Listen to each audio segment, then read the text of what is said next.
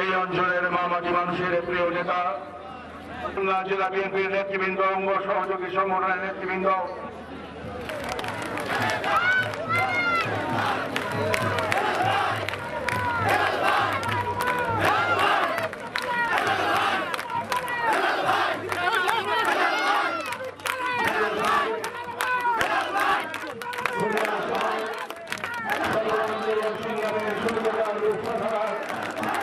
আওয়ামী লীগ করে আপনারা ছেড়ে দেবেন।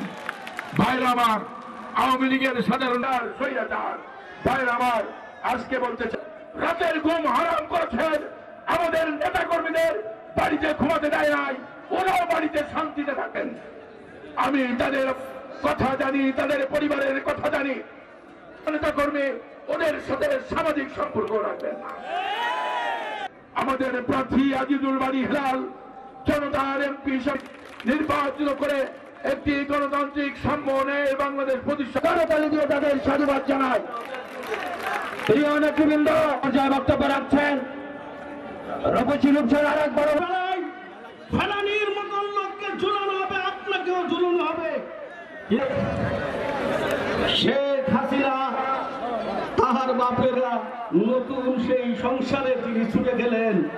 আমরা বসে বিএনপি কোন চাঁদাবাজের স্থান বিএনপিতে নেই, কোন দখলবাজের স্থান বিএনপিতে নেই, কোন সন্ত্রাসের স্থান বিএনপিতে নেই।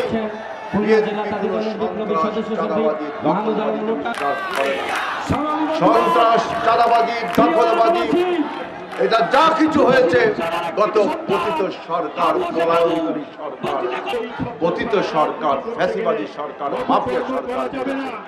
বিএনপি এই সমস্ত চাঁদাবাদী সন্ত্রাসকে বিশ্বাস করে। সুতরাং প্রশাসনের ভাইদের কাছে, যারা এখানে উপস্থিত আছেন, প্রশাসনের ভাইরা, গোয়েন্দা সংস্থার ভাইরা, আপনারা যারা রাষ্ট্রীয় প্রশাসনে বসে আছেন, আপনাদের কাছে আমার আবেদন থাকবে, মনে রাখবেন যে সন্ত্রাস করে, যে দখলবাজ করে, যে চাঁদাবাজ করে, সে কখনো বিএনপির কর্মী হতে পারে না।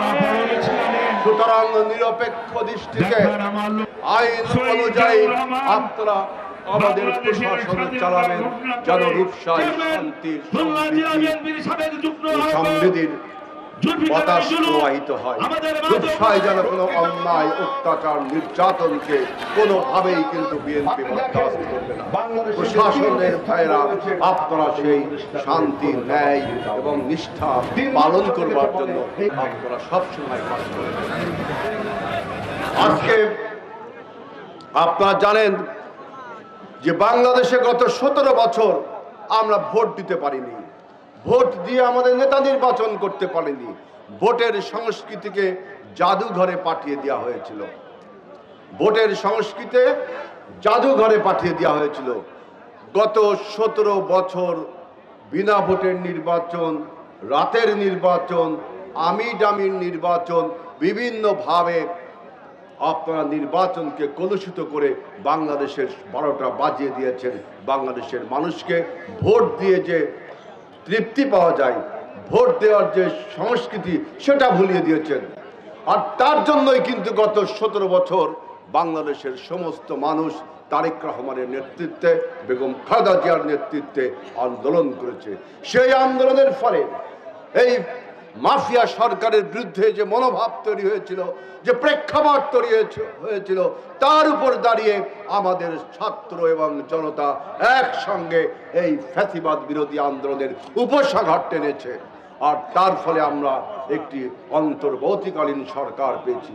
এই অন্তর্বর্তীকালীন সরকার ডক্টর ইউনূসের সরকার, আমাদের প্রাণের সরকার, আমাদের আমাদের সমর্থিত সরকার, যে সরকারকে আমরা রক্ত দিয়ে তৈরি করেছি, যে সরকারকে আমরা